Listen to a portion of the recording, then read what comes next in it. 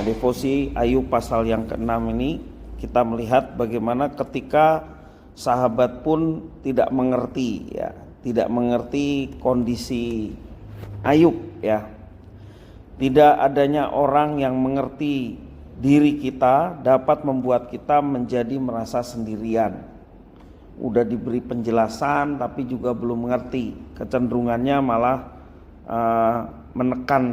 tambah menekan kita ya. Itulah yang dialami oleh Ayub ya. Ayub merasa sendirian karena sahabatnya datang pun tidak mengerti keberadaan dirinya, sehingga terjadi stres, kecewa, dan nyaris putus asa dalam menghadapi situasi yang sangat sulit. Terlebih jika orang itu adalah, kita merhatikan orang-orang yang terdekat dari Ayub, yakni sahabat. Ketika sahabat pun tidak mengerti kesusahan yang dialami oleh Ayub, dampaknya akan terasa sangat besar, karena pada umumnya sahabatlah yang dapat mengerti ketika yang lain tidak. Itu ironis ya, kalau seorang sahabat disebut sahabat seharusnya mengerti. Bahkan ketika sahabatnya dalam kesusahan dia mengerti. Kondisi seperti itulah yang dialami Ayub ya. Perkataan-perkataan Elifaz ya dalam pasal yang kemarin kita sudah baca, pasal 4 dan 5, membuatnya kecewa karena sahabatnya tidak mengerti kondisi perasaan Ayub. Pasal 6 ayat 1 sampai yang ketiga yang kita baca tadi, itulah kondisi perasaan Ayub ya. Bagaimana Ayub, kita melihat nasihat-nasihat Elifaz atas penderitaannya dapat diibaratkan sebagai makanan hambar atau putih telur yang tidak memiliki rasa, kecuali telur asin ya. Kalau putih telur asli itu nggak punya rasa. Itu gambarannya dalam ayat 6 sampai 7. Nasihat Elifaz seperti putih telur, nggak ada rasanya. Hal ini menunjukkan bahwa nasihat dari sahabat Ayub bernama Elifaz tidak disertai dengan empati dan belas kasihan. Itu persoalannya. Perkataannya justru menambah rasa sakit di tengah perihnya penderitaan.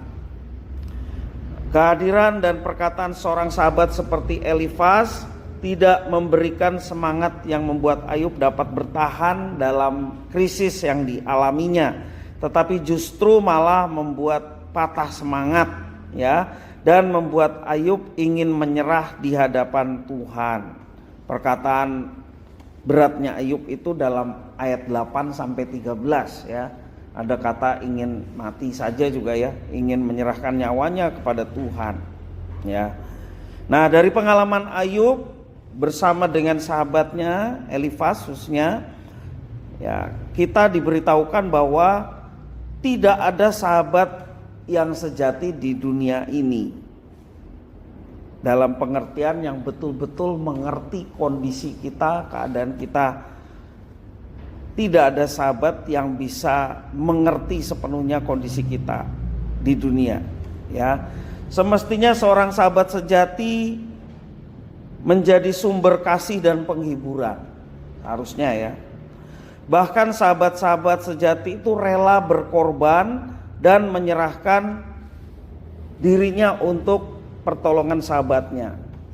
Kalau Amsal 17 ayat 17, seorang sahabat menaruh kasih setiap waktu dan menjadi saudara dalam kesukaran. Amsal 17 ayat 17. Dan Yohanes 15 ayat 13, Yesus mendefinisikan dirinya sebagai sahabat orang percaya.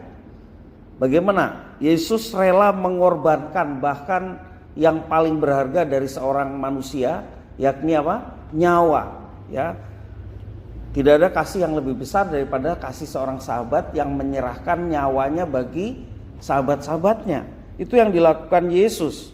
Jadi sahabat sejati itu adalah rela berkorban, bahkan yang paling berharga dalam dirinya pun dia rela untuk kebaikan sahabatnya.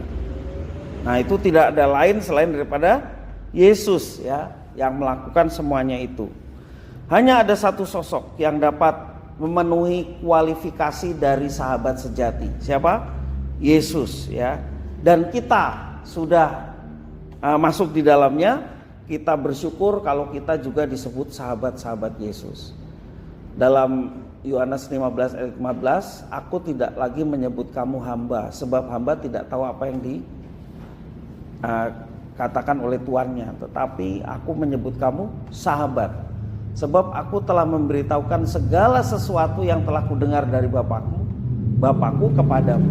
Jadi segala rahasia kehidupan Tuhan Yesus telah beritahukan kepada kita, bahwa keselamatan ada di dalam Yesus. Dalam Yesus ada pengampunan dosa. Itu sudah diberitahu kepada kita dengan jelas, karena kita disebut sahabat-sahabatnya. Jadi bersyukurlah kalau kita masuk di dalam Kristus, kita juga disebut sahabat-sahabat Kristus. Dia telah menyerahkan dirinya, bahkan nyawanya untuk keselamatan sahabatnya. Siapa? Manusia berdosa. Jadi tidak ada yang sejati seperti Yesus, ya. Hanya ada satu sosok. Ia mengerti diri kita sepenuhnya. Ia rela mati, bahkan matinya dalam dipermalukan, ya, dalam kehinaan di kayu salib. Orang-orang berdosa yang layak menjadi seteru dan hukuman dari perbuatan pemberontakan mereka di hadapan Allah, tetapi justru diangkat menjadi sahabat-sahabatnya. Bukankah itu anugerah yang terbesar, ya, dalam diri Yesus? Dia menanggung dosa dari sahabat-sahabatnya, mati di kayu salib. Penyaliban ini adalah kematian yang sangat mempermalukan, sangat menyakitkan, ya. Jadi udah mempermalukan, menyakitkan. Yesus ditonton seperti seorang penjahat, ya, bayangkan dia disandingkan dengan penjahat, ya. Kalau kita melihat penyaliban Yesus, itu menunjukkan bahwa penderitaannya begitu sempurna untuk menerima murka Bapaknya terhadap dosa-dosa kita. Nah, Yesus lakukan itu, ya, buat kita. Maka dia disebut sahabat sejati. Pernahkah kita mengalami kecewaan karena sahabat di dunia tidak mengerti kesusahan kita? Yang kita anggap percaya justru malah melakukan pengkhianatan ataupun melakukan tindakan yang menunjukkan dia bukan sahabat, ya. Atau bahkan pernahkah kita dihianati oleh saudara atau ya orang yang terdekat, ya. Kita tidak perlu berputus asa ketika kita mengalami seperti itu. Tidak perlu putus asa karena memang manusia tidak dapat diandalkan sepenuhnya. Namun kita memiliki Yesus, ya.